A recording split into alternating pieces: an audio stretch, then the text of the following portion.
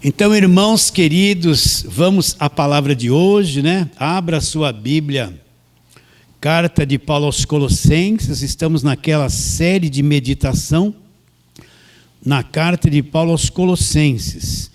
Estamos no capítulo 3 e faremos a leitura do verso 1 a 4. Colossenses 3, versos 1 a 4. Acompanhe direitinho aí, memorize esses textos e vamos ler. Portanto, se fostes ressuscitados juntamente com Cristo, agora ele mostra uma direção. Buscai as coisas lá do alto, onde Cristo vive, assentado à direita de Deus. Ué, Cristo não é Deus? É. Como é que ele está sentado à direita de Deus, né? Pense nisso. Mais para frente nós vamos explicar essas coisas. Pensai nas coisas lá do alto, ao trabalho da mente, e não nas que são aqui da terra. Porque morrestes. E olha só, e a vossa vida está oculta ou guardada com Cristo em Deus. Quando Cristo, que é a nossa vida, se manifestar, então vós também sereis manifestos com Ele em glória. Então não leve a mal, eu tenho que perguntar. O que aconteceu com a igreja dos Colossenses que levou Paulo a escrever esta carta? Acho que você já pode escrever melhor do que eu aqui no microfone para explicar, né? 4 falsas doutrinas entrou na igreja dos Colossenses. Então presta atenção. Vamos supor que você tenha 1 litro de água puríssima, bem pura, uma água boa para se beber. Aí você vai lá, sem querer, você pingou 4 gotas de cândida. Aquela água continua pura? Se você olhar assim, parece que não tem nada nela, né? Mas tem 4 gotas de cândida, um elemento estranho, e aquela água perdeu a pureza. Aquilo vai influenciar aquela água. Se alguém tomar, vai tomar achando que aquela água é puríssima. Mas tem um elemento que vai fazer mal para dentro dela, vai mexer com a saúde dela, sim ou não? Né? Então, mesma coisa é a falsa doutrina. Quando a igreja permite que entre falsa doutrina, o que acontece com a mente das pessoas? Um elemento estranho entra ali. Um conhecimento que não é a verdade entra ali. Quer queira ou quer não, isso vai influenciar a vida da pessoa. E qual é o resultado da falsa doutrina? Ela sempre desvia a pessoa da fé no que Cristo fez na cruz. A falsa doutrina contamina a mente, contamina as emoções das pessoas, contamina a vida delas. E o foco principal da falsa doutrina é esconder o que Cristo fez na cruz. A falsa doutrina fala que você precisa buscar libertação a vida inteira. Mas na obra da cruz, a verdadeira doutrina diz que ele já te libertou do império das trevas. A falsa doutrina diz que você tem que pagar o preço a vida inteira. Olha lá, esconde a cruz. Mas a obra da cruz diz que já foi pago o preço por toda a sua vida. Você não tem que pagar nada. Então, quando uma igreja se abre para a falsa doutrina, atrapalha a mente das pessoas. Elas vão crer de forma errada, a vida delas vai ser conduzida de forma errada. E a falsa doutrina sempre leva a pessoa para um caminho que não é o que foi feito por Jesus na cruz. Está bem claro isso? Se você se voltar para o passado, você vai ver que você fez tanta coisa em nome de Deus, achando que estava dentro de uma igreja, que tinha um pastor, um bispo e apóstolo, mas que você fez foi praticar e exercitar fé numa falsa doutrina. O que isso trouxe para você? Indecisão, medo, incerteza de salvação, confusão familiar, às vezes até confusão familiar. Então foi isso que aconteceu com os Colossenses. 4 falsas doutrinas entrou lá. Gnosticismo, não, eu estou falando de trás para frente, asceticismo, gnosticismo, misticismo e judaísmo. O que é o asceticismo? Toda doutrina que lhe traz sofrimento, lhe traz um controle mental, presta atenção, que traz um excesso de disciplina, uma cobrança exagerada, e você fica dominado por uma liderança que dita o que você tem que fazer, como você tem que pensar, e o que você tem que praticar. Ele traz sofrimento isso. Vocês estão entendendo? É um rigor ascético, uma coisa rigorosa que é posta sobre você, que quer controlar a roupa que você quer vestir, nas irmãs o comprimento do cabelo. Entende? Controla a tua vida.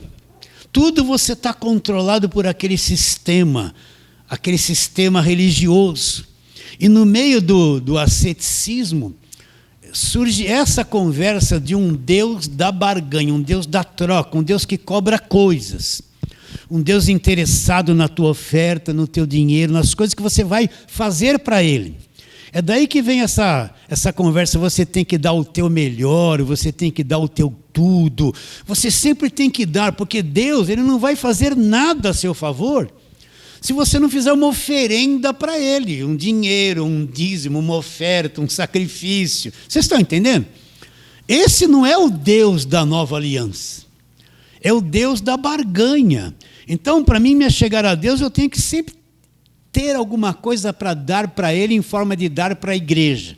Eu tenho que fazer voto, sacrifício, dinheiro, sacrificar tudo que eu tenho. É daí que vem a exploração financeira. É daí que vem essas lideranças malignas, né? Que falam contra o diabo, mas têm a mente do diabo, que exploram as pessoas e ficam ricos e tomam tudo que as ovelhas têm. Olha bem o que eu estou te dizendo. Você veio de lá, você sabe o que eu estou te dizendo. E no asceticismo vem essas doutrinas que aprisionam as pessoas, aprisiona a mente dela. Para Deus fazer alguma coisa por ela, ela tem que pagar um preço, ela paga preço a vida inteira. E não acontecem os milagres de prosperidade, aquelas coisas que prometeram. Aí pergunto, olha, eu fiz tudo isso, eu fiz uma fogueira santa ali, tudo que tinha, não aconteceu nada. Você não teve fé. Você não teve fé. Sempre a culpa é da pessoa. Então, esse é um tipo de asceticismo atual na igreja evangélica de hoje. Qual outro? Gnosticismo. O que é o gnosticismo? Eu tenho que entender que o meu relacionamento com Deus é num nível chamado espiritual. Não é um nível físico. A carne para nada aproveita. Ele fala que essa nossa natureza humana, que é a carne, não aproveita para nada. Ela é contrária às coisas de Deus. Deus é espírito, que é uma adoração em espírito. Agora, porque eu estou preso numa natureza terrena que tem os 5 sentidos, que tudo nessa vida ele passa pelos 5 sentidos, eu transformo o meu relacionamento espiritual com Deus num relacionamento de carne. Eu quero um Deus emoção, um Deus sentimental, um Deus que mexe com a minha carne, que me dá calor, que me dá arrepio, que me descontrola, que me chacoalha, que me joga no chão, que me faz pular, me faz ficar, sabe, uma loucura total. Entra num culto pentecostal pesado. Está todo mundo doido, tudo gritando, chacoalhando, cai de cabeça, outro pula, outro roda, e acontece uma loucura, não tem nada com fé, isso aí é a manifestação da carne, é uma feitiçaria que se manifesta ali. Vocês estão entendendo? Você viu alguns dos apóstolos fazer essas coisas doidas? Não, todos que foram cheios do Espírito Santo foram cheios de sabedoria, de equilíbrio, foram inspirados por Deus para escrever as cartas, entende? Foram pessoas que souberam transmitir a verdade, ninguém ficou atrapalhado. Jesus, quando foi batizado por João Batista, ele saiu das águas, não falou língua estranha, não ficou todo torto, se debatendo, gritando. Ele saiu ali, nem falou em línguas. O Espírito Santo veio sobre ele, não veio? Vocês estão entendendo o que eu estou dizendo? Não? Então, o gnosticismo, eu quero ter experiências, não importa a fonte. Eu quero alguma coisa que me apaga, me descontrola, me faz gritar. Eu quero ter experiências com o Espírito. Você pode ver que o gnóstico, ele é supersticioso. Se ele vê um gato preto da sexta-feira, ele é supersticioso. Ai, meu Deus, se tem uma escada assim, ele não vai passar por baixo, porque dá azar passar por baixo da escada.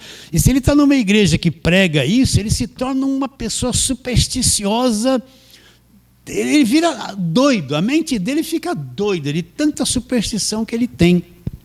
Daí que vem as falsas línguas, as falsas revelações, as canelas de fogo, sapato de fogo, uma doideira que não está na Bíblia, não está escrito na Bíblia. Tá? Esse foi o Gnosticismo. E o misticismo, a terceira. O que é o misticismo? É a mistura da religião, da prática. Você vai numa igreja evangélica, não se canse.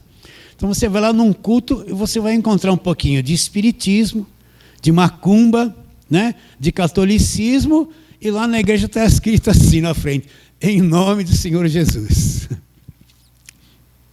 Você entende? É daí que vem esse monte de objeto: agorada do Rio Jordão, corredor de sal grosso, frasquinho de azeite para levar para casa para ungir tudo, é rosinha ungida, né? Terra de Israel, as cruzinhas não, né? Cruzinhas só vem da igreja católica, né? E tudo é ungido, é pedacinho de pano ungido, é suor do apóstolo ungido, é o lencinho ungido. Aí vem a macumba, né? Dá nó na camisa e o pastor vai desamarrar a camisa, a tua vida estava do avesso, vai virar do lado certo, né? Aí que vem a sessão de descarrego, banho de descarrego, sexta-feira forte. A linguagem da macumba entrou na igreja. Você vai em lugares que é uma superstição total. Isso aí também entrou na igreja dos Colossenses, né? Posso ler esse texto? Só esse, vai, para não ficar... As sutilezas, está ali em Colossenses capítulo 2, está ali, ó, verso 8. Cuidado que ninguém vos venha enredar, ó, prender você numa rede como se você fosse um peixe fisgado, com a sua filosofia, as vãs sutilezas, conforme a tradição dos homens, conforme os rudimentos do mundo, e não segundo Cristo. Então Paulo está dizendo, olha, cuidado que você não seja enredado, aprisionado por essas sutilezas, essas coisas. Por que Paulo tem em mente? O pescador lança a rede, vem o peixe, fica preso nela, ele não consegue mais escapar dali. Ele não vai para frente nem para trás, ele foi capturado. Então, eu vejo tanta mente de pessoas capturadas pelo misticismo. A mente delas foi capturada. Elas têm... Dá para abrir uma banca lá na Praça da República de coisa orada e ungida. De tanto que ela levou essas coisas para casa. E ela está acreditando nisso ainda. Ainda tem aguinha. Ainda vê a bolsa das irmãs de abril lá. E tem um olhinho de Jesus. Um olhinho ungido. É tudo ela quer passar. Geralmente a mulherada é mais propensa a isso. Quer passar na cabeça do marido. Quer passar ali. Tudo escondidinho, né? Tudo camufladinho. Assim. Ai, meu Deus, que coisinha boa. Olhinho da bênção. A mente capturada. Aí você fala, você pega uma pessoa dessa, você olha bem para os olhos dela, não tem mais o brilho. Você fala a verdade, olha, Cristo te libertou do império das trevas. Ela vai olhar para você, é capaz de falar aquela frase, está amarrado. Como já me libertou? Não acredita no Evangelho. A mente foi capturada. Só com uma britadeira na cabeça dela, que você vai conseguir fazer alguma coisa. Só Deus para tirar a mente da pessoa dessa captura. Você pode ver, eles são todos abobados. Não leve a mal de falar assim. O pastor, o bispo, manda na vida deles. Tudo que os bispos falarem, o apóstolo falar, eles são abobados, eles não pensam. Eles vão obedecer como se eles fossem os santos da igreja católica. O apóstolo falou, o bispo falou, e obedece. Se o apóstolo pediu 3 vezes o dízimo, eles vão dar, porque eles têm a mente capturada. Vocês estão entendendo? Eles não percebem, mas o líder pensa por eles. Eles estão capturados. Esse líder pode adulterar, pode fazer política, pode fazer o que for, que qualquer um que está no seu estado normal percebe que ele é um impostor, mas a mente capturada vai falar, esse homem ainda é de Deus, é santo. Vai falar isso, porque não enxerga. Não enxerga. E ele vai falar, vote nesse, e eles vão votar. Eles não enxergam. É a mente capturada. Ai, meu Deus, você entende isso? Esse misticismo torna a cabeça das pessoas vazias do Evangelho da graça de Deus. E por fim, o judaísmo. Então você tem que entender. A velha aliança acabou na cruz. Romanos 10,4, Paulo falou que o fim da lei. Quando ele fala o fim da lei, Paulo era um judeuzão que guardava a lei, nasceu debaixo da lei. A lei, a religião, o judaísmo era a religião da vida dele desde a infância. E ele era um mestre, um conhecedor e praticante da lei. Então, para um judeuzão como ele falar assim, o fim da lei é Cristo, com toda a clareza, ele entendia que toda aquela religião dele, a lei, aquelas festas judaicas, toda a prática do Velho Testamento, do judaísmo, quando Cristo vem, Cristo cumpriu tudo aquilo, morreu na cruz, foi o último sacrifício de toda aquela religião. E ele pôs um fim naquele, com o sangue que ele derramou na cruz, ele estabelece uma nova aliança. Se ele estabeleceu uma nova aliança, é porque ele pôs para fora e eliminou a velha. Está bem claro isso? Entende? Então, a velha aliança ela não entra na nova aliança, ela acaba na cruz. Da cruz para frente começa-se o novo testamento no meu sangue, a nova aliança. É revelado o evangelho da graça de Deus. Entende? Então o que acontece? Você vê hoje mais pregações e ensinos do Velho Testamento. De onde vêm as falsas doutrinas? De onde vem esse monte de passar óleo em tudo? E jejum, e sacrifício, e voto. Olha nas cartas de Paulo. Paulo nunca ensinou a igreja a praticar essas coisas. De onde vem? Vem tudo do Velho Testamento, porque está na Bíblia. As piores falsas doutrinas vêm da velha aliança. E judaísmo e cristianismo são duas coisas diferentes. O cristianismo nasceu no meio do judaísmo, mas se libertou do judaísmo e é o cristianismo, a fé em Jesus Cristo. Está bem claro isso? Então, se eu não tiver essa divisão nesse entendimento dentro de mim, o que vai acontecer? Eu faço uma mistura do velho com o novo. Porque o velho tudo era por esforço próprio, tudo era por obras, por disciplina, por obedecer à lei, por guardar sábado, praticar as festas judaicas, não comer certos alimentos, guardar certos dias. No Velho Testamento é o homem fazendo. Se ele deixasse de fazer, vinha o castigo de Deus. Na nova aliança é o contrário, não é o homem fazendo, porque o homem não tem capacidade de fazer e cumprir a salvação por si mesmo. Na nova aliança, Cristo fez, já foi feito, não é o homem que faz. Deus fez o que para o homem era impossível fazer e dá para o homem o benefício de tudo isso gratuitamente.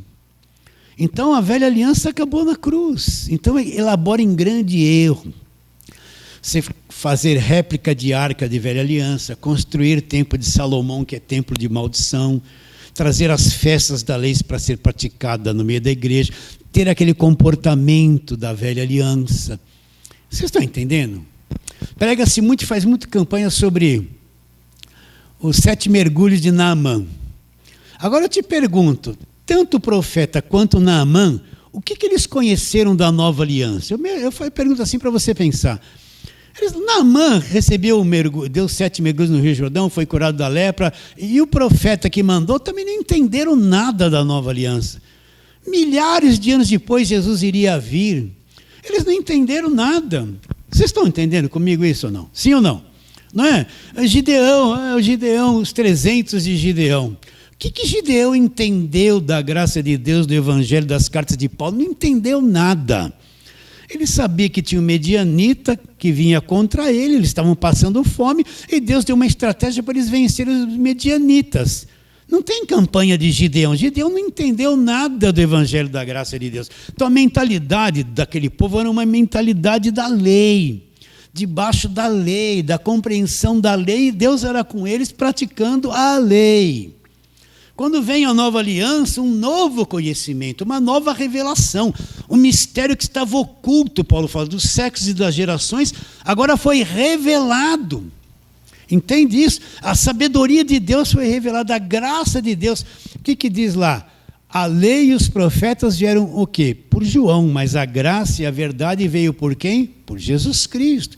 Então agora começa uma revelação do evangelho da graça, um novo conhecimento, e o velho foi posto de lado. Então, se eu ficar preso na velha aliança, eu estou preso no véu.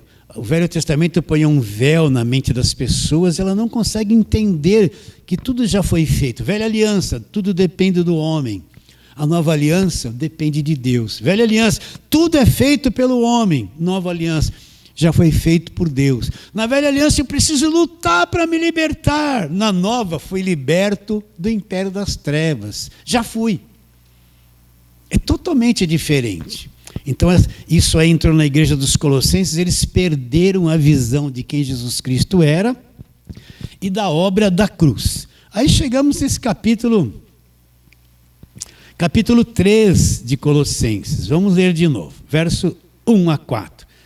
Portanto, se fostes ressuscitados juntamente com Cristo, buscai as coisas lá do alto, onde Cristo vive assentado à direita de Deus. Pensai nas coisas lá do alto, não nas que são aqui da terra. Porque morrestes e a vossa vida está oculta juntamente com Cristo em Deus. Quando Cristo, que é a nossa vida, se manifestar, então vós também sereis com eles manifestos em glória. Então, nós pregamos a semana passada que nós ressuscitamos com Cristo, estamos vivos no Espírito. Agora, qual é o nosso objetivo principal? Né? Por isso que eu falo, a vida cristã não é uma vida relaxada, sem disciplina, eu vou empurrando tudo com a barriga. Não, eu tenho um propósito. Qual o propósito? Buscar e entender as coisas lá do alto. Eu vivo nessa terra, eu trabalho, eu tenho que me alimentar, eu tenho família. É uma loucura a nossa vida aqui na terra. Mas no meio de tudo isso, eu tenho que ter um ponto principal: buscar e conhecer as coisas lá do alto. Como é conhecer as coisas lá do alto? É você se fechar e ficar assim, ai, isso veio na minha mente, ai, veio uma luz na minha mente, ai, que legal, veio uma estrelinha, ai, passou um vulto. É isso aí, conhecer as coisas do alto? Não tem nada a ver. Conhecer as coisas do alto é conhecer o Evangelho da graça de Deus. O Evangelho me revela os lugares celestiais, me revela a vida eterna, me revela o que Deus fez por mim, me revela a vida futura, me revela que eu fui abençoado com toda sorte de bênçãos, não neste nível. Um dia eu chegarei lá e viverei lá com todo tipo de bênção que Deus já me abençoou. Então, buscar as coisas do alto, no meio de tudo isso eu tenho que ter um tempinho para meditar, para abrir a Bíblia, meditar, deixar a minha mente ser invadida pelas verdades do Evangelho. Eu não posso passar uma semana toda desligado só no WhatsApp, no Facebook, o tempo todo acordo, nem abrir a boca, tim, já está ali assim, não é? Vocês estão entendendo? Faça tudo isso, não é errado fazer tudo isso, mas no meio de todo compromisso diário, tem que dar uma paradinha. Dá uma paradinha, ouça a live que nós estamos pregando hoje, fazendo hoje. Anote os versos, pare um pouquinho. Anote os versos, vá lá na Bíblia, veja se está escrito. Ora, pastor, eu preciso orar. O que é orar? Pega... Ah lá, eu vou dar o mesmo texto. Ele me libertou do império das trevas e me transportou para o reino do Filho do seu amor. Colossenses 1, 13 e 14. Eu vou orar agora. Não é ficar com a mente vazia, me dá isso, Deus me resolve o problema. A gente vai orar e só fica pondo as preocupações diante. Deus está cansado de saber das suas preocupações. Você vai orar, abençoa minha casa, minha mãe, meu pai. Ai, Deus, está difícil isso. Ai, minha filha. Ai, sabe, você fica falando de você para você mesmo. A tua mente não produz nada porque ela está capturada pelas suas preocupações. Você fecha os olhos, é um turbilhão de preocupações. Isso não é oração, gente.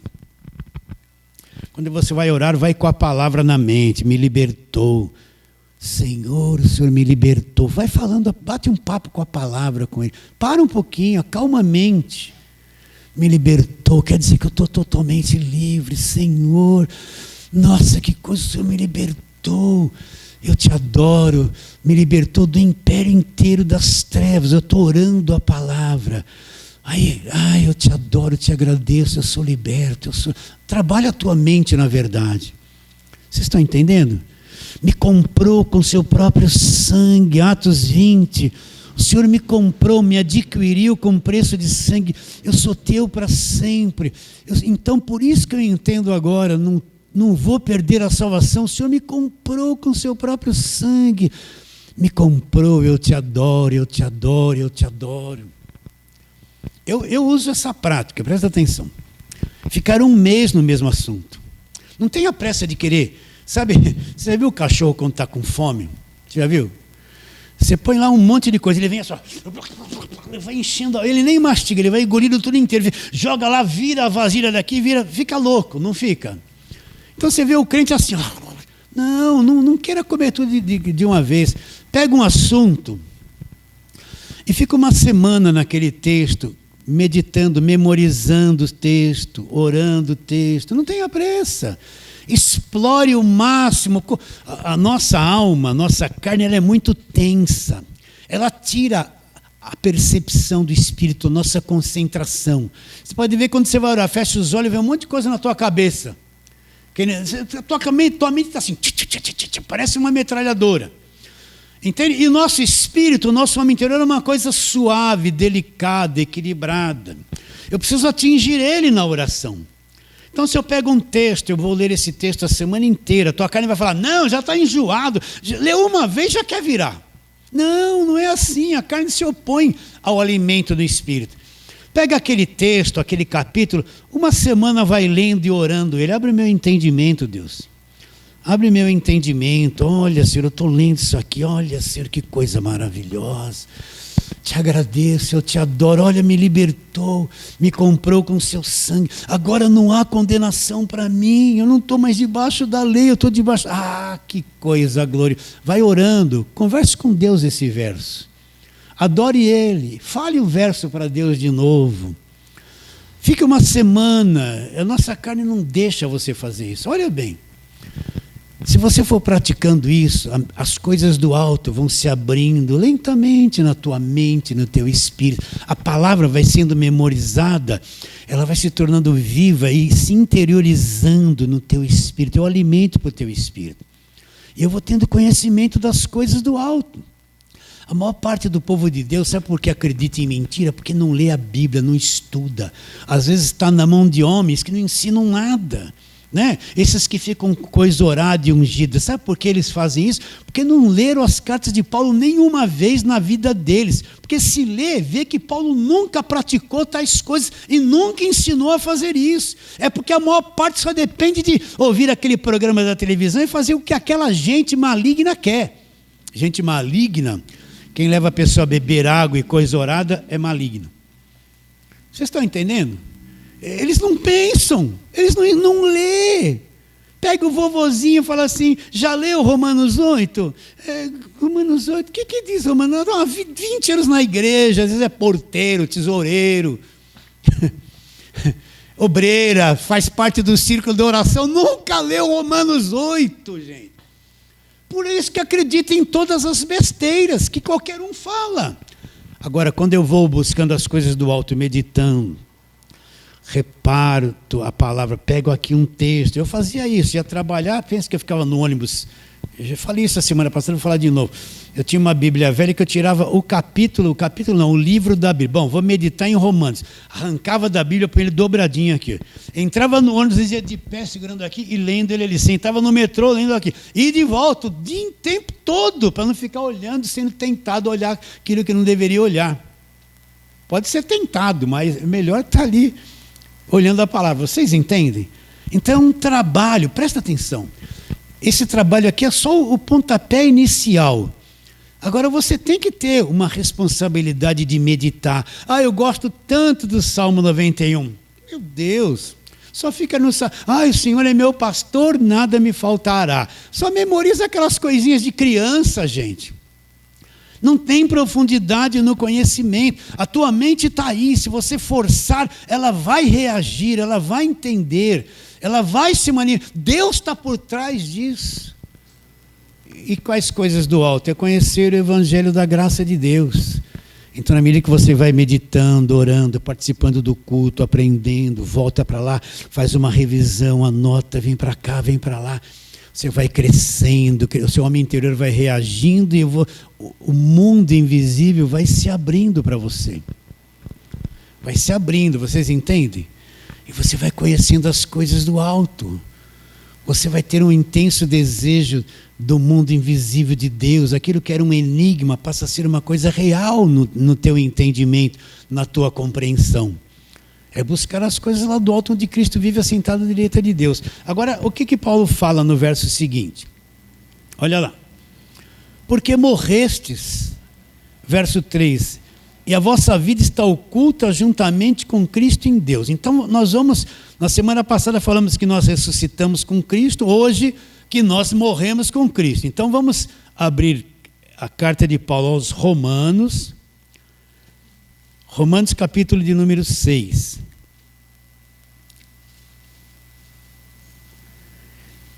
Nós lemos isso já várias vezes neste último mês, mas vamos ler de novo. Paulo vai fazer uma pergunta no verso 1, Romanos 6, 1. Que diremos, pois? Permaneceremos no pecado para que a graça seja mais abundante? De modo nenhum. Verso 2 do capítulo 6 de Romanos. Como viveremos ainda no pecado, nós o que para ele morremos? O que é morrer para o pecado? Significa que eu morri para o pecado, para a velha criação. Eu estou morto para aquele sistema. Eu morri. Quando Deus olha para você, Ele vê você morto para aquilo que veio de Adão, morto para a velha aliança, morto para aquele sistema todo. Continua. Ou porventura ignorais, verso 3, que todos os que fomos batizados em Cristo, fomos batizados aonde? Na sua morte. Fomos, pois, sepultados com Ele na morte pelo batismo, para que, como Cristo foi ressuscitado dentre os mortos pela glória do Pai, assim também andemos nós em novidade de vida. Olha, presta atenção, porque se fomos unidos com Ele na semelhança da sua morte, unidos com Ele,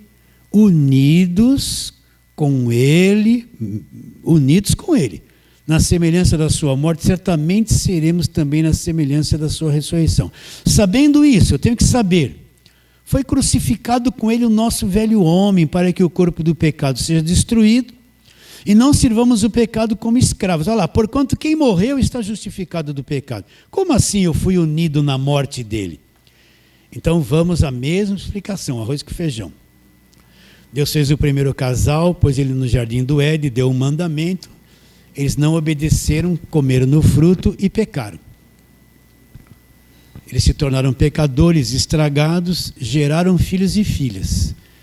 E o estrago que é chamado de morte, que eles passaram a ser aquilo, transmitiu para todos os seus descendentes, todos os filhos que vieram de Adão e Eva, eles nasceram estragados. Por exemplo, nós que somos dessa geração, estamos vivos. Quando nós nascemos, do nosso pai e da mãe, nós herdamos a natureza de Adão. O estrago dele, nós nascemos também estragados. Mas eu não estava lá em Gênesis, mas tinha um casal que estava e eu vim das entranhas dele. E recebi as consequências todas daquilo que ele fez. Por isso, quando Deus disse, certamente morrerás, e ele morreu espiritualmente e vai morrer fisicamente. Todos eles já morreram e nós vamos morrer. Por que a morte existe? Por causa daquilo que eles fizeram. A morte passou para nós. Então nós vamos morrer também fisicamente. Vamos ou não vamos? Não tem como escapar disso. Mas eu não estava lá e não tive a oportunidade de estar diante do fruto do conhecimento do bem e do mal e eu decidir, não comi, não vou comer. Eu não tive isso, mas Adão teve e ele fez isso e passou essa desobediência para você. Então você nasceu milhares e milhares e milhares de anos depois. Trouxe a mesma desobediência e estrago que eles sofreram no princípio. O que Deus vai fazer agora? Quando Cristo vai para a cruz, a gente só olha ele isolado. Não, na cruz de Cristo ele vai levar todos os pecadores, tudo que entrou por Adão, ele vai levar na cruz também. Ele não está sozinho ali. Tudo o mal que veio por Adão passou por toda a raça humana, estragou todo mundo. Deus vai dar um jeito neste mal todo. O que ele vai fazer? Tem um homem representante de toda a humanidade sem pecado, puro, limpo, perfeito. Esse homem, Deus vai pôr tudo isso nele na cruz e vai matar e liquidar com a velha criação na cruz.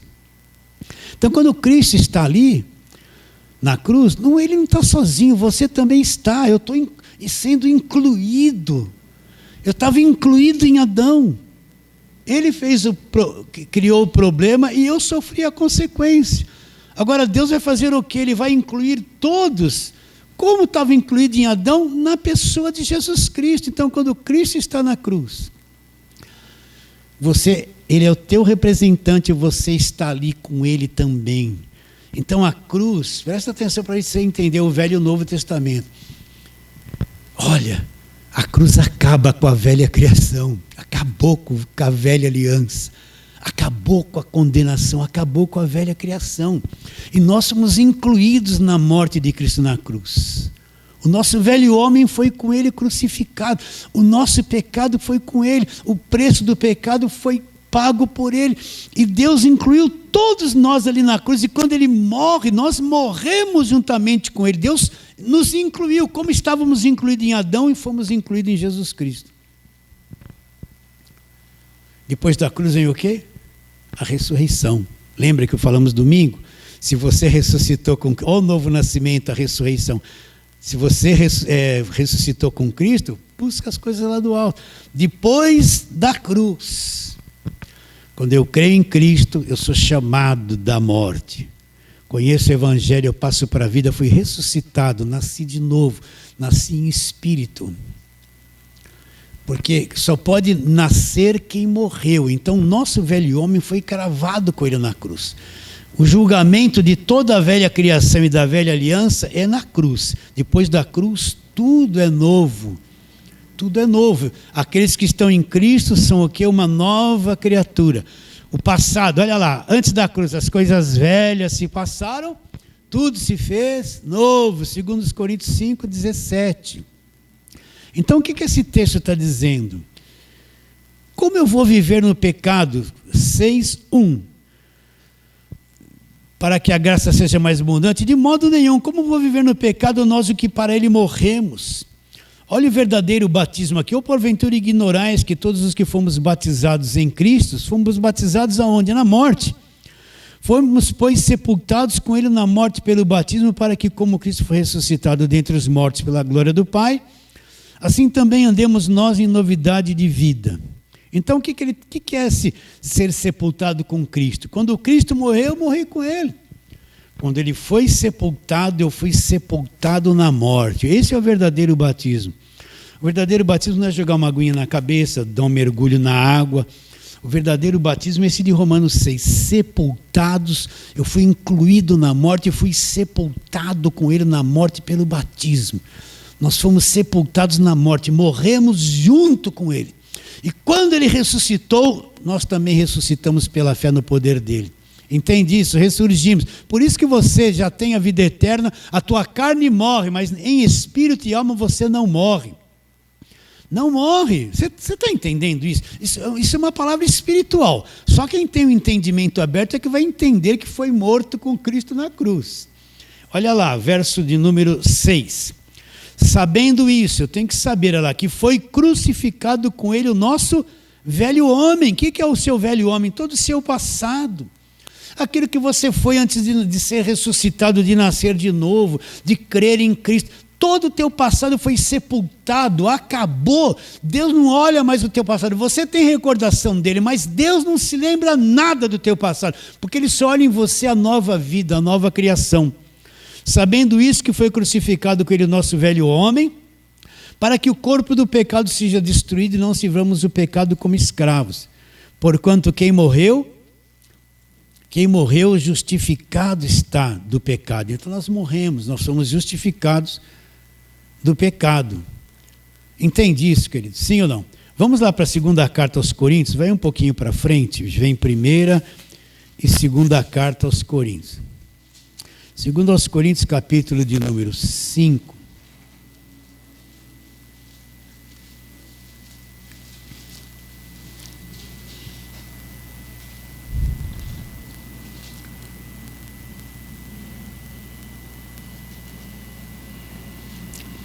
Eu já passei, eu estou procurando lá em Gálatas, 2 Coríntios 5, verso 14. 2 Coríntios 5,14, olha lá. Pois o amor de Cristo nos constrange, julgando nós isso. Um morreu por todos, logo todos morreram.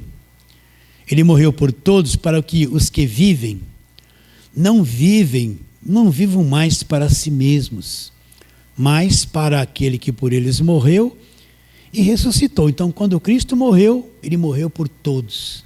Logo, todos morreram, fomos incluídos na morte dele. Está claro isso na tua mente?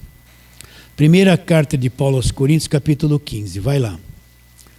Primeira carta de Paulo aos Coríntios, capítulo 15.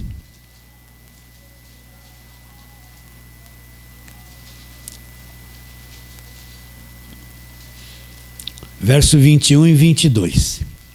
Primeira carta de Paulo aos Coríntios 15, 21 e 22. Visto que a morte veio por um homem, Adão, passou para todos. Olha lá, também por um homem, que é Jesus Cristo, veio o quê? A ressurreição dos mortos. Porque assim como em Adão todos morrem, sim ou não? Assim também todos serão vivificados em Cristo. Então a morte veio por Adão, passou para todos. Cristo traz a vida, passa para todos. Né? E Adão traz a morte, Cristo traz a ressurreição.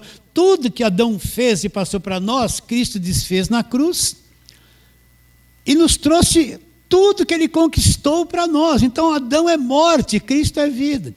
Adão, velha aliança, condenação. Nova aliança é perdão e salvação.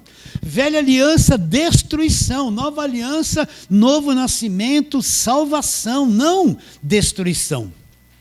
Tudo mudou. Tudo foi mudado por aquilo que Cristo fez. Aonde? Na cruz. Vai para frente agora. 1 e 2 Coríntios, Gálatas. Gálatas capítulo 5. Vamos falar uma coisa muito séria para você aqui. Não, Gálatas não é 5, é Gálatas 6. Desculpe, 6, verso 14. Só por Deus e pelo Espírito para você entender isso. Então Paulo fala assim: longe de mim gloriar-me, senão na cruz de nosso Senhor Jesus Cristo. Presta atenção agora. Pela qual o mundo está crucificado para mim e eu para o mundo. Vou ler de novo com calma. Longe de mim me gloriar, me achar que eu sou alguma coisa. Eu me glorio aonde? Eu me glorio na cruz de nosso Senhor Jesus Cristo. Por esta cruz, olha lá, o mundo está crucificado para mim e eu estou crucificado para o mundo.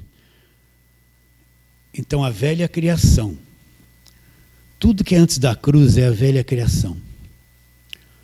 Ela teve um fim. Apesar de você olhar e vê-la em evidência, para Deus aquilo é uma coisa encerrada, passada e acabada. Então, na cruz, o mundo, tudo foi crucificado, acabou. Deus não lida mais com a velha criação. Tudo que é antes da cruz é velha criação. Deus só se relaciona com quem está depois da cruz, que a igreja são salvos e quem está vivo para Ele. Antes da cruz, a velha criação acabou na cruz. Então, para Deus, nada mais daquilo que Ele mesmo instituiu na velha criação tem valor algum, o mecanismo de relacionamento com Ele. A velha criação para Deus acabou na cruz. O mundo está crucificado para mim, toda a mentalidade do mundo, a religião do mundo, o passado, tudo que veio de Adão, o mundo está crucificado para mim. Eu estou depois da cruz e eu também estou morto e crucificado para o mundo. Você entende que a velha criação acabou na cruz? Acabou na cruz, toda aquela religião. Meu Deus, isso é tão grande, está tão escondido. A cruz é um fim. Pode ver que depois da cruz se mudou até a contagem dos anos. Tudo é antes de Cristo e depois de Cristo. Percebe ou não?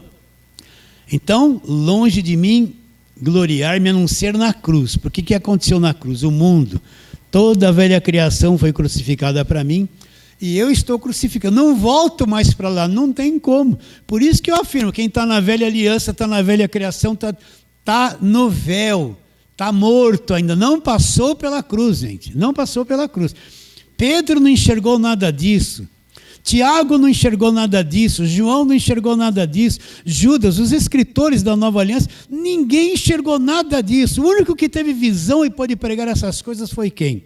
O apóstolo Paulo, que teve revelação clara do Evangelho da graça de Deus. Agora, se isso aconteceu comigo, se essas coisas aconteceram comigo, qual é a minha posição agora? A minha vida? Deus vai me largar na mão do diabo, que está antes da cruz? Deus vai me trazer os castigos da lei, porque eu não fiz voto, estou debaixo de maldição? Deus vai trazer as maldições pelo não cumprimento da lei? Deus vai trazer alguma coisa da velha aliança para me atingir, eu que estou depois da cruz na nova aliança? Não. Se depois da cruz ele me libertou do império das trevas e me transportou, como é que ele vai poder eu deixar a minha vida que é dele voltar para antes da cruz e ser retalhado e tocado e o diabo vai mexer na minha vida? Não pode, não tem condições disso acontecer.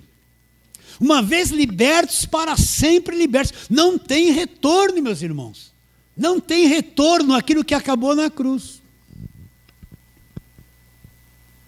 Vocês acreditam nisso? Então, pastor, a minha vida, qual a minha posição agora? Olha só o término da leitura. Agora vamos trabalhar um pouquinho nisso. Volta lá para Colossenses, vamos lá, capítulo de número 3. Oxe, já está difícil chegar lá, né? Colossenses 3, onde nós estávamos. Olha o que diz. Verso 3. Porque morrestes, a vossa vida está onde? Oculta juntamente com Cristo em Deus. Quando Cristo, que é a nossa vida, se manifestar, então vós também sereis manifestos com Ele em glória. Onde está a nossa vida? A nossa vida está oculta, juntamente com Cristo em Deus. Onde está a tua vida? Você que foi comprado pelo sangue da cruz. Não pode ser tocada, não pode ser manchada, não pode ser tocada por demônio, macumba, inveja, feitiçaria, essa coisa horrível que é antes da cruz, que é o falso evangelho, que põe medo e escraviza a pessoa. Como que Deus me liberta do império das trevas e vai deixar o diabo tocar na minha vida, se ele me libertou do império das trevas porque eu dei uma mancada? Eu estou cheio de mancada todo dia, ele sabe disso. A nossa vida está oculta, guardada com Cristo guardada. A nossa vida está onde? Está entregue aí para qualquer coisa? Não. Pastor, mas eu tenho problemas aqui na carne, vamos ter muito problema, estamos num mundo corrompido. Mas a minha vida está guardada com Cristo em Deus, eu estou escondido. É como se Deus tivesse um grande cofre forte, só Ele tem o segredo. Ele pegasse todos nós que somos salvos e nos guardasse nesse cofre. Esse cofre é em Cristo. E nos pusesse lá dentro e trancasse a porta, e ninguém tem acesso lá dentro, porque só Ele tem o segredo. Isso é muito grande, gente. Acaba com o medo, acaba com a religião, acaba com a cobrança, acaba com o diabo, acaba com a superstição no meio da igreja, acaba com tudo, porque a nossa vida está dentro de um cofre de Deus, em Cristo. Guardada com Cristo em Deus. Eu sou de Deus, agora você é de Deus. Ele nos comprou com seu sangue. Ele ocultou a nossa vida. Ninguém tem acesso ali, nada entra ali, nenhum mal entra ali, nenhuma oposição, diabo, demônio, tem poder para chegar ali. A nossa vida está oculta, guardada com Cristo em Deus. Você acredita nisso? Pastor, por que me dá dor de barriga? Você está preso na carne. Pastor, por que você fica resfriado? Eu também fico. Pastor, me deu um probleminha aqui na vesícula. Pode dar para mim também, tomara que não dê.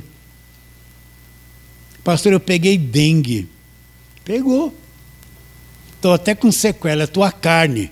Mas a tua vida está oculta, é uma vida eterna, não é uma vidinha. A tua vida é uma vida eterna, está oculta, guardada com Cristo em Deus. Ninguém pode tocar. Por isso que a salvação de Cristo é uma coisa indestrutível.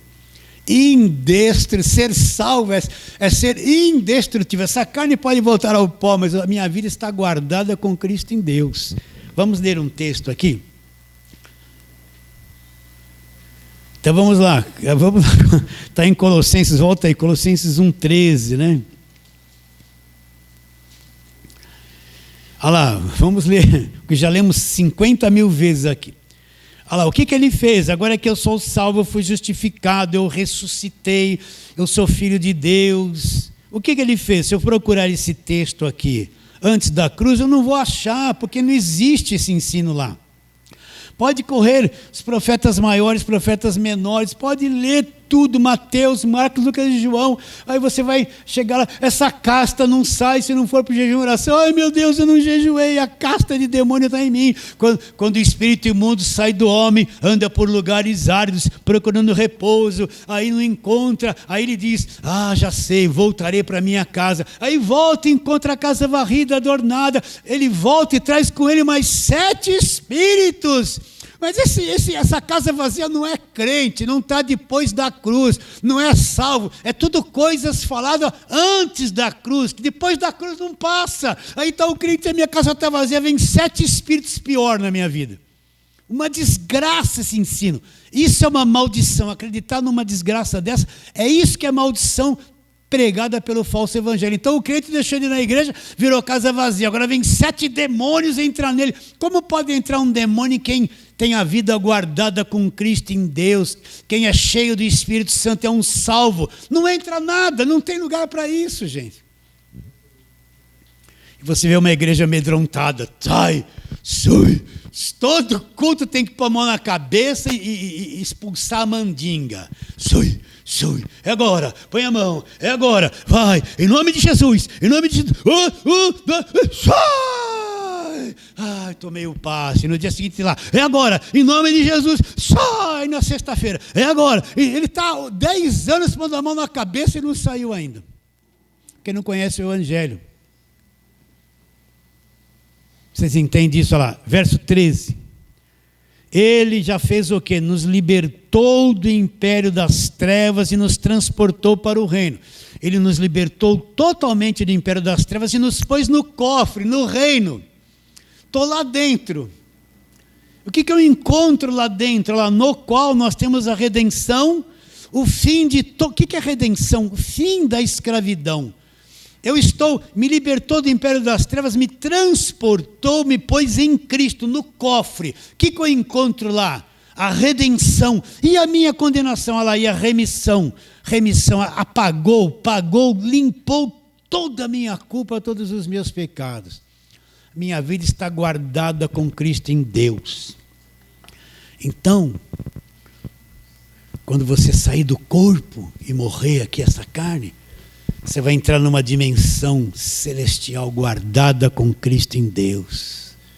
Então, para nós, Paulo diz o quê? Vamos ler lá em Filipenses, vamos lá. Você acredita no que eu estou te dizendo? A maior parte dos crentes nunca leu isso, esse arroz com feijão que a gente está pregando. Olha lá, Filipenses, Efésios, Filipenses, Colossenses. Está um livrinho antes aí, ó. Olha o que Paulo fala.